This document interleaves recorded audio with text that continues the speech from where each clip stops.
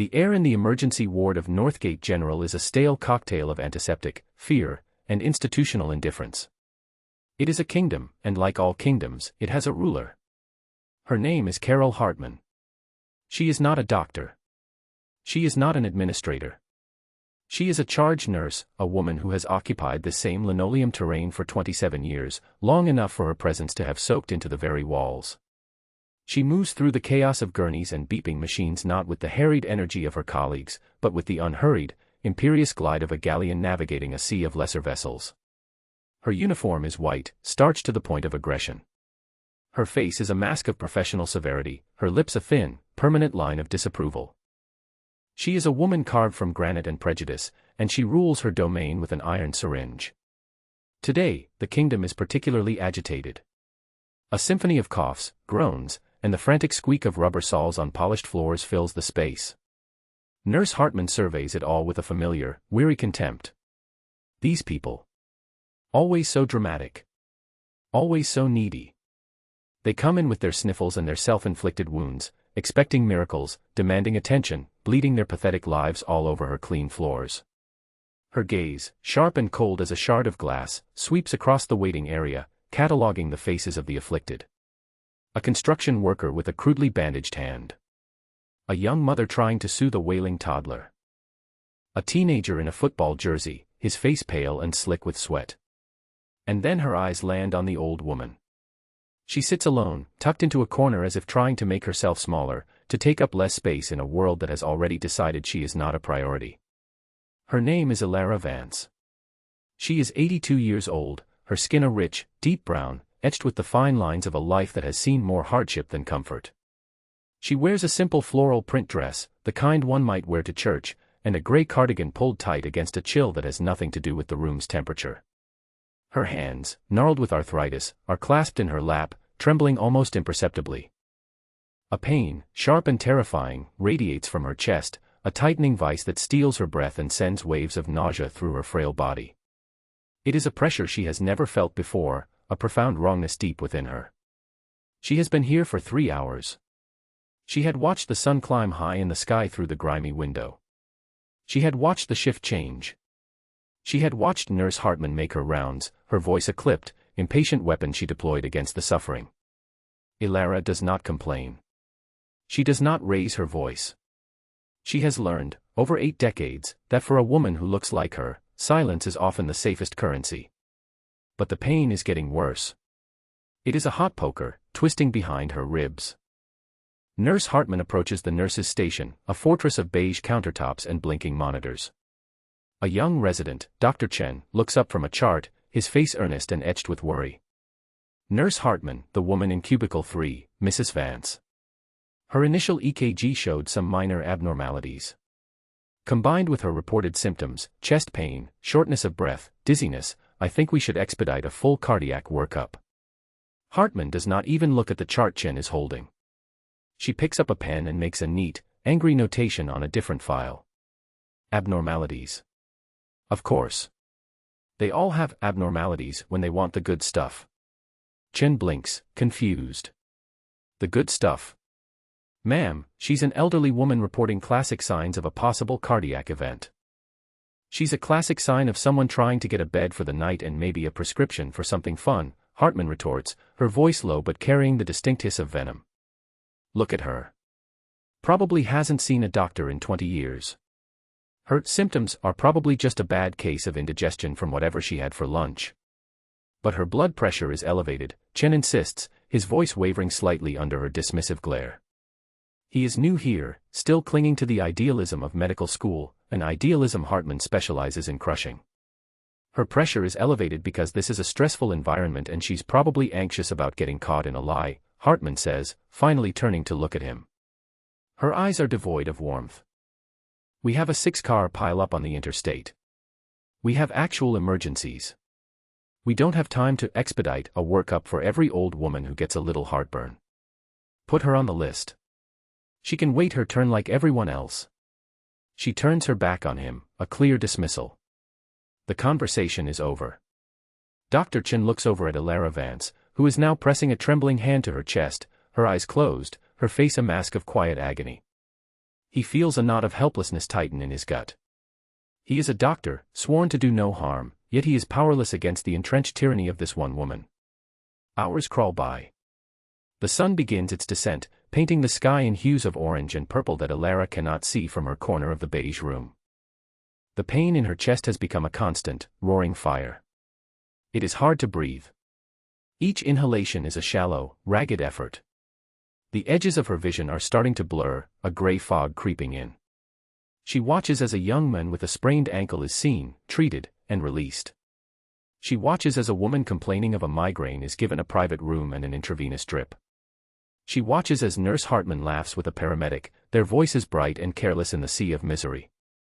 Finally, Hartman strides over to her, a clipboard held like a shield. Her shoes make sharp, accusatory clicks on the floor.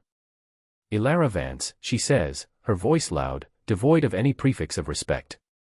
No, missus. No, ma'am.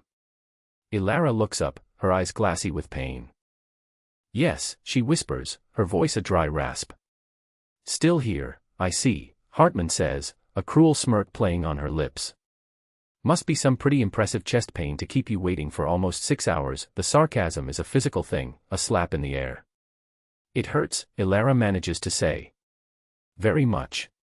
Right. I'm sure it does, Hartman says, tapping her pen on the clipboard. Let me guess. Is it a sharp pain, or a dull ache? Does it radiate down your left arm? Did you read that on the internet before you came in? Ilara stares at her, confusion warring with the overwhelming pain. She does not own a computer. She does not know how to use the internet. It feels like a heavy weight, she explains, her words halting. Like someone is sitting on my chest. And I can't catch my breath.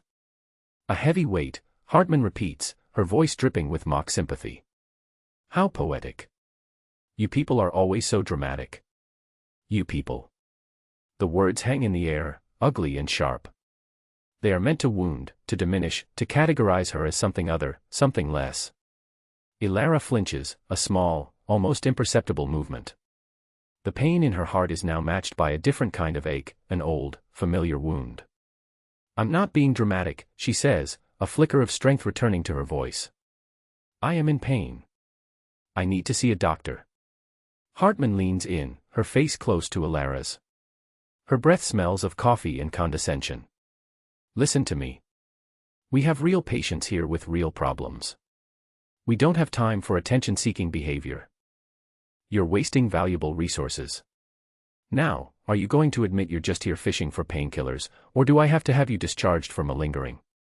The threat is clear. Discharged. Sent back out into the night with this fire in her chest. Dr. Chen, who has been watching from a distance, can't stay silent any longer. He hurries over, his white coat flapping. Nurse Hartman, that's completely inappropriate. This patient is clearly in distress. We have a duty of care. Hartman straightens up, turning her fury on him. You have a duty to learn your place, doctor. You're a resident. A child in a lab coat. You know nothing about triaging real patients. This, she says, gesturing dismissively at Ilara, is textbook drug-seeking. I've seen it 1,000 times. They come in with these vague, dramatic symptoms, hoping to score a script for oxycodone. She hasn't asked for any medication. Chen protests, his voice rising. She's only asked to be seen. It's the next step in the script, you idiot, Hartman sneers, her voice now loud enough for several other patients and nurses to hear.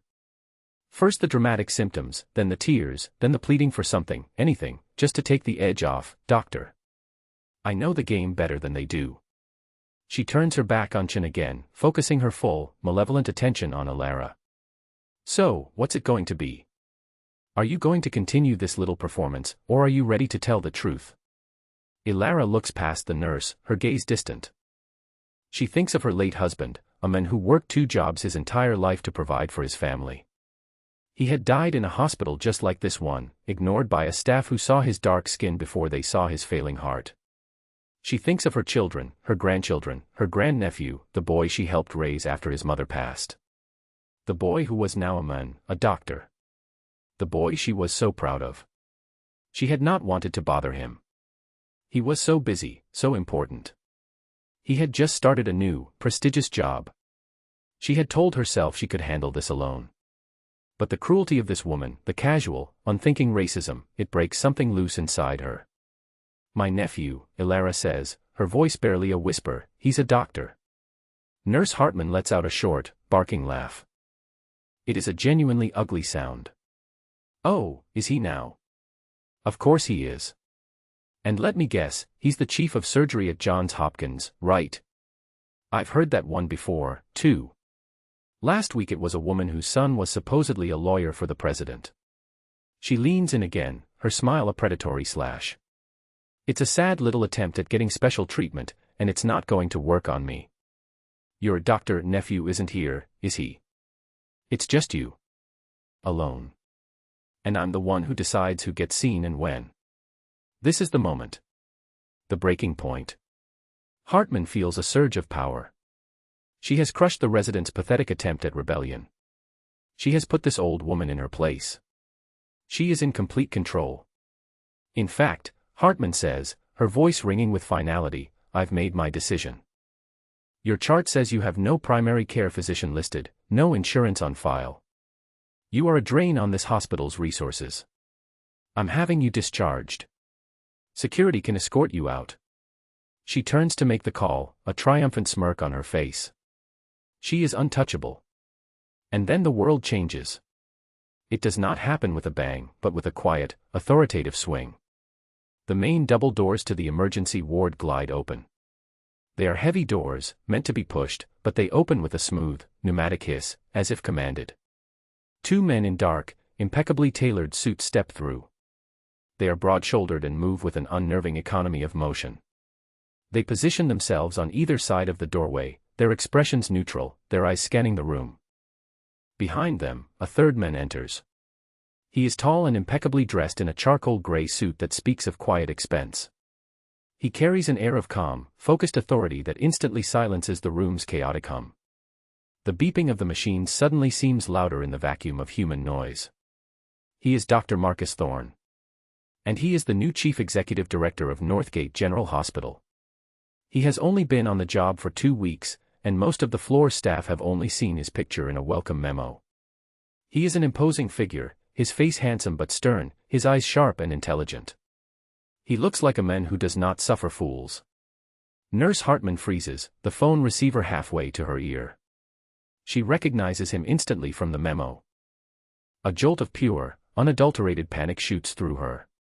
The hospital director. Here. In her emergency ward. Unannounced. She immediately shifts into her best sycophant mode. Her cruel smirk vanishes, replaced by a strained, professional smile. She smooths down her already perfect uniform. Dr. Thorne, she says, her voice suddenly honeyed and respectful. What an unexpected surprise. Welcome to the emergency department. Is there anything I can help you with? Dr. Thorne's gaze sweeps the room, taking in the overflowing waiting area, the harried staff, the general state of controlled chaos. His expression is unreadable. And then his eyes find the small, frail woman in the corner. The mask of professional detachment on his face dissolves. It melts away, replaced by something so raw, so genuine, that it startles everyone who sees it. Worry. And love. He moves past the nurse's station, ignoring Hartman completely. He walks directly to Ilara Vance, his long strides eating up the distance. He kneels down in front of her, taking her trembling hands in his own. His movements are gentle, reverent. Auntie. Marcus Thorne says, his voice, which a moment ago held the command of a chief executive, is now filled with a boy's desperate concern. Auntie Ilara. What are you doing here? What's wrong? The world stops. For Nurse Hartman, the linoleum floor seems to drop away beneath her feet. The air rushes from her lungs. A cold, heavy dread, colder and heavier than any symptom Ilara Vance could have described, settles in her own chest. Auntie. He had called the old woman. Auntie. The two words echo in the cavernous silence of the ward.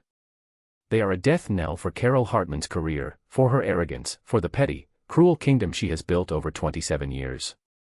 Every head in the room turns. First to the new hospital director kneeling on the floor, then to the old woman he is holding, and finally, to the charge nurse, whose face has gone a chalky, bloodless white. Dr. Chen stares, his mouth agape. The other nurses look at each other, their eyes wide with a mixture of terror and a dawning, terrible glee. They have all suffered under Hartman's reign. They have all witnessed her cruelty. And now, they are about to witness a reckoning of biblical proportions. Ilara looks at her grandnephew, her beloved Marcus, and for the first time in hours, a single, hot tear traces a path through the lines on her cheek. Marcus, she whispers. I didn't want to bother you. But the pain. Marcus Thorne's face hardens. The warmth vanishes, replaced by a glacial fury. He gently squeezes his aunt's hand. It's okay, Auntie. I'm here now. You're going to be okay. He stands up slowly, his full height seeming to dominate the entire room. He turns, and his eyes, cold as a winter storm, lock onto Nurse Hartman. She feels pinned by his gaze, a specimen under a microscope. Her professional smile is a grotesque rictus of fear. Her mind is a screaming vortex of denial. It cannot be. This cannot be happening. A coincidence. It must be a coincidence. You, Marcus says, his voice dangerously quiet. You are the charge nurse. Why yes, Dr. Thorne, Hartman stammers, her voice a squeak. Carol Hartman. It's a pleasure to. Don't, he cuts her off, the single word sharper than a scalpel. Don't say it's a pleasure. Tell me what is happening with this patient. Tell me everything. The power dynamic has not just shifted. It has been annihilated. The Queen is dead. She just doesn't know it yet. Carol Hartman opens her mouth, but no sound comes out. Her brain, usually so quick with a cutting remark or a dismissive excuse, is sputtering, failing. The confident, cruel woman from moments ago is gone, replaced by a stammering, terrified shell. She was a walk-in, Hartman begins, her voice trembling. Presenting with vague symptoms. Vague symptoms, Marcus repeats, his tone utterly flat. He does not raise his voice. He does not need to. The quiet, controlled rage radiating from him is more terrifying than any shout. He takes a step toward the nurse's station, and Hartman instinctively takes a step back. My aunt, he says, his eyes never leaving hers, told me she has been experiencing crushing chest pain, shortness of breath, and dizziness for several hours. Are those the vague symptoms to which you are referring? Hartman swallows hard, her throat suddenly dry as dust. Well, when you put it that way. We were processing her intake. Processing her intake, Marcus says, the words tasting like poison in his mouth. He gestures to the clock on the wall. She has been here for 6 hours and 22 minutes. What, precisely, does your processing entail? Does it involve leaving a potential cardiac patient in a plastic chair until she has a full-blown myocardial infarction? The medical jargon, so often a tool of intimidation for Hartman, is now being used against her with surgical precision. She flinches. We have been very busy, sir, she says, grasping at the oldest, most worn-out excuse in the book. There was a major traffic accident, Anne. I am aware of the traffic accident, Marcus interrupts, his voice dropping another 10 degrees. I have been monitoring the hospital's status since I woke up this morning. I am also aware that the last patient from that accident was admitted to a room upstairs over 2 hours ago. So tell me again why my aunt, who arrived before that accident, is still sitting in your waiting area. He knows. He knows everything. The realization hits Hartman like a physical blow. This man is not just a figurehead. He is involved. He is watching. It is at this moment that Dr. Chen finds his voice. He steps forward, his fear of Hartman now completely eclipsed by his professional duty and his righteous anger. Dr. Thorne, he says, his voice clear and steady. Sir.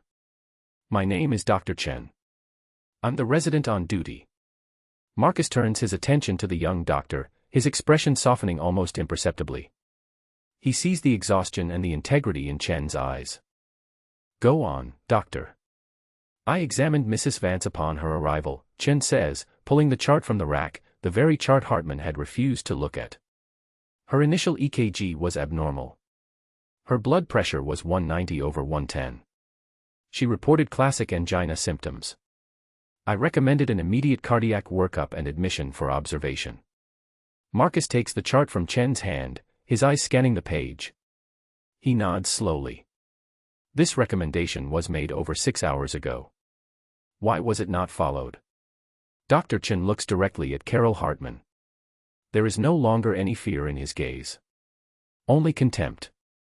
Charge Nurse Hartman overruled me, he says. She stated that Mrs. Vance was faking her symptoms. She accused her of being a drug seeker.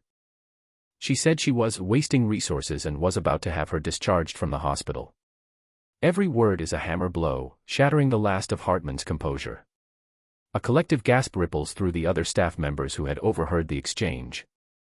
The truth is out, spoken in the sterile, unforgiving air of the ward. Marcus Thorne looks up from the chart, his face a mask of cold, unforgiving fury. He looks at Hartman, who is now visibly shaking, her face a mottled red and white. Nurse Hartman, he says, his voice a low, dangerous growl. Is what Dr. Chen says true? No. I mean. It was a misunderstanding, she sputters, her eyes darting around, looking for an escape that does not exist. He's just a resident, he's inexperienced, he overreacts. I was using my clinical judgment. Your clinical judgment, Marcus repeats, savoring the absurdity of the phrase. You looked at an 82-year-old woman with an abnormal EKG and a hypertensive crisis, and your clinical judgment told you she was a drug addict trying to pull a scam. He takes another step toward her. He is now standing directly in front of the nurse's station, his presence casting a long shadow over her. Did you, or did you not, accuse my aunt of faking her illness? I may have suggested. A yes or no will suffice, nurse. Hartman's eyes well up with tears of pure terror. Yes, she whispers. And did you, or did you not, threaten to have her discharged? Yes, she chokes out, the word barely audible. And did you, he continues, his voice relentless, refer to her and patients like her as you people? This question hangs in the air, the ugliest of all. It is the one that exposes not just her negligence, but the rotten core of her prejudice. Hartman's face crumples. She knows she is trapped. She knows there are too many witnesses. It was taken out of context, she pleads. There is no context in which that is acceptable in my hospital, Marcus says, his voice like the crack of a whip. He turns to another nurse, a woman named Brenda who has worked under Hartman for a decade. Nurse Brenda. Is this type of behavior from Nurse Hartman an isolated incident? Brenda looks at Hartman, who shoots her a look of desperate, pathetic warning. For 10 years, Brenda has swallowed her objections, cowered before this woman's temper. But not anymore. The king is dead. The tyrant's power has evaporated. No, sir, Brenda says, her voice shaking but firm. It is not. She does this all the time. Especially to elderly patients or people of color. She calls them frequent flyers or resource drains. She withholds pain medication she deems unnecessary. She belittles them. We were all too afraid to report her. Another nurse nods in agreement. Then another. The dam of fear has broken, and a flood of truth is washing Carol Hartman away. Marcus listens to each confirmation with a grave nod. He is not just firing a bad nurse anymore. He is cleansing a sickness from his institution. He turns back to Hartman. You are a disgrace to your profession, he says, his voice devoid of all emotion now. It is the voice of a judge passing sentence. You have taken an oath to do no harm, and instead, you have made a sport of cruelty. You have used your position of power not to heal, but to wound. And you did it in my hospital. To my family. He gestures to the two men in suits who are still standing by the door. They immediately start walking toward the nurse's station, their purpose clear and ominous. What? What are you doing? Hartman stammers, backing away until her back is pressed against a supply cabinet. I am doing what should have been done years ago, Marcus says. He turns to Dr. Chen. Doctor, get my aunt into the cardiac care unit immediately. I want a full team on her. The best team. I will hold you personally responsible for her care. Yes, sir, Chen says, a look of profound relief on his face. He and Brenda rush to Elara's side with a wheelchair, speaking to her in gentle, reassuring tones. As they wheel her away, Elara looks back at Marcus, her eyes filled with gratitude. He gives her a small, reassuring nod before turning his attention back to the matter at hand.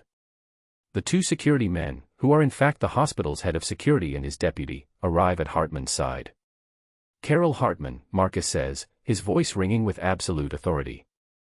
"Your employment at Northgate General Hospital is terminated, effective immediately. You will hand over your ID badge and any other hospital property. You will then be escorted from the premises. You are not to set foot in this hospital again, unless you are a patient in need of emergency care. And if that day ever comes, I pray for your sake that the nurse who treats you is kinder than you have been." The public annihilation is complete. It happens in front of her entire staff. The people she terrorized. The people she lorded her power over. They are all watching as her world comes crashing down. "You can't do this," she shrieks, her voice cracking with hysteria. "I have seniority.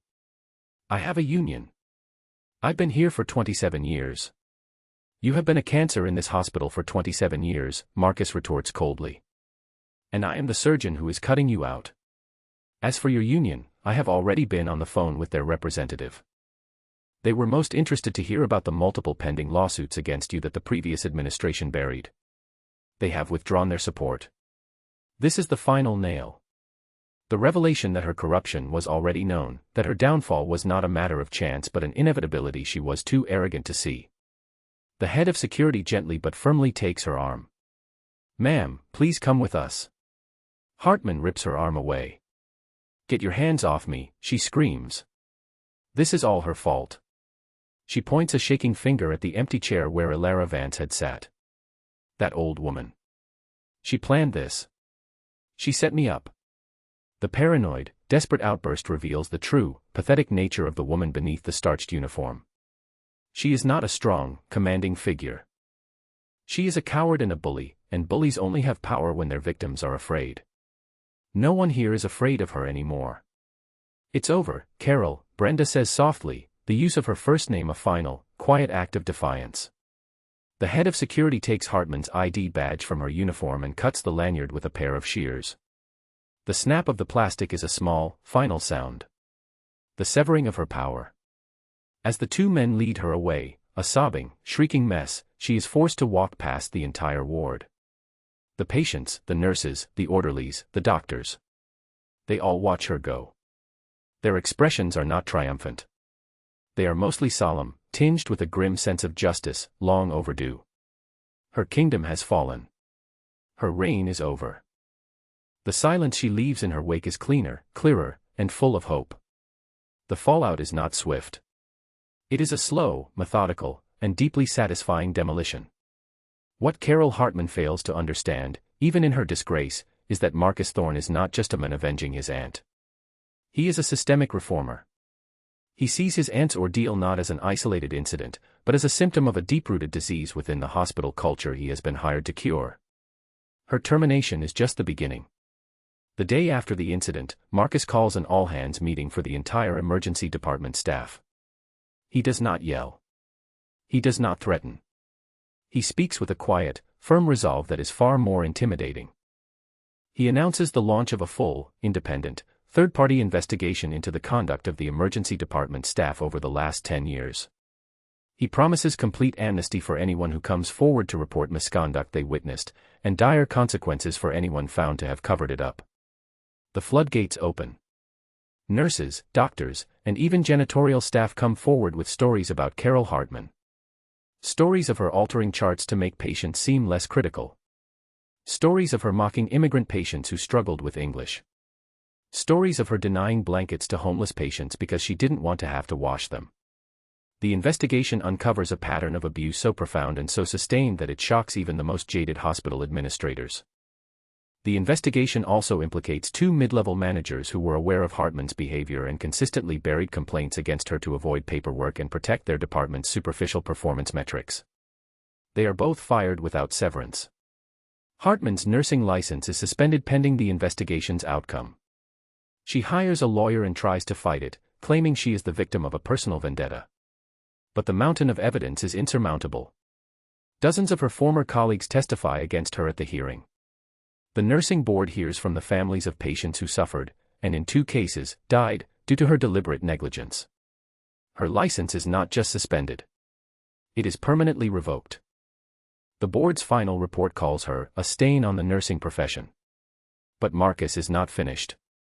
With Ilara's full blessing, he helps her file a civil lawsuit against Hartman personally and against the hospital for gross negligence. The hospital, under his new leadership, does not fight the suit. They settle immediately, for a sum that is both substantial and public.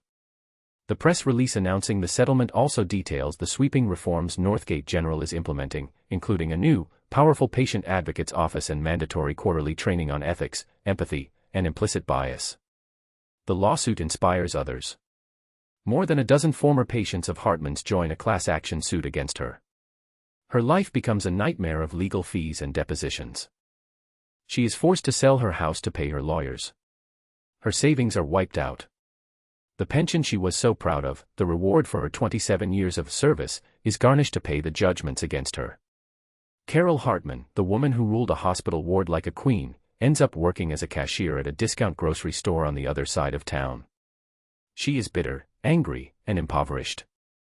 People who recognize her from the news stories sometimes stare. Some whisper. One day, an elderly man she doesn't recognize looks at her name tag and says, "You were my wife's nurse. She died of a heart attack in your ER 10 years ago. You told her it was just gas." He says nothing more. He just looks at her, and in his eyes, she finally sees a reflection of what she truly is. Her ruin is total. It is absolute. And it is entirely of her own making.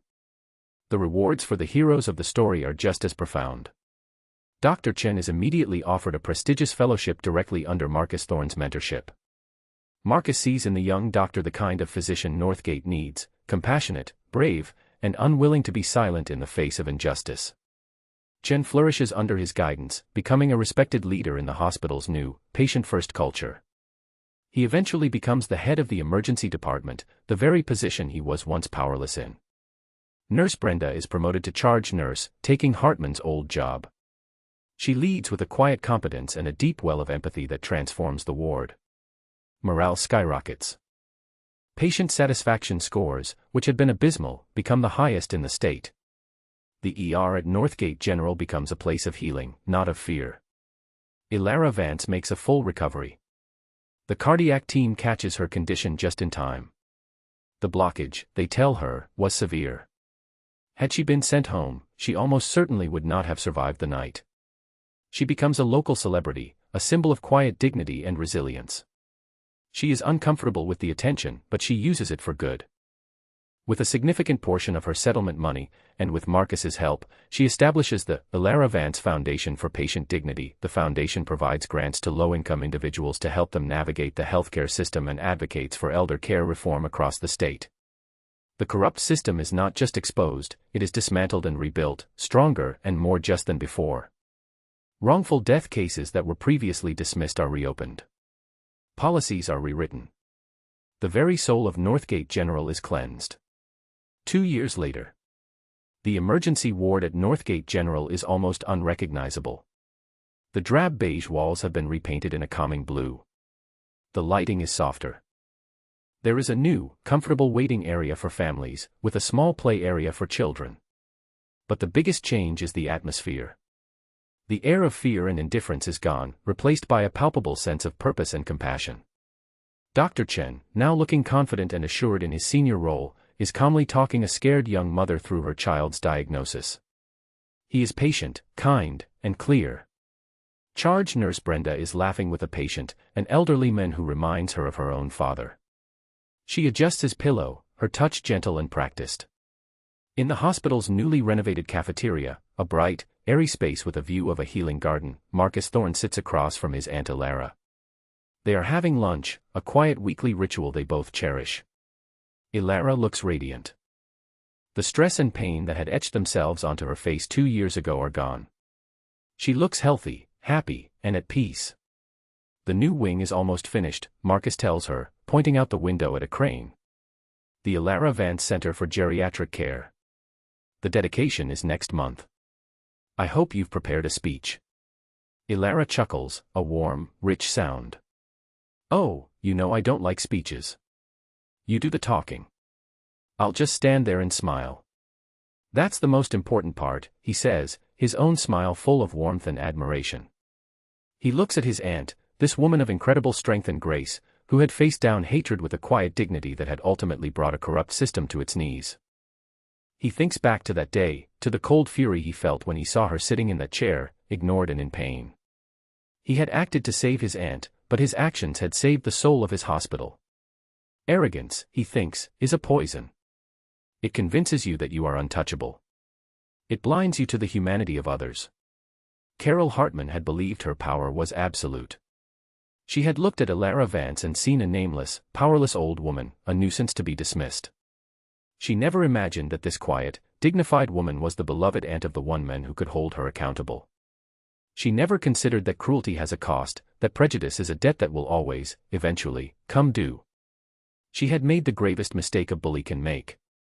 She underestimated her victim. And in doing so, she had authored her own complete and total destruction. Marcus reaches across the table and takes his aunt's hand. "Thank you, Auntie," he says softly. She looks at him, a little confused. "For what, dear?"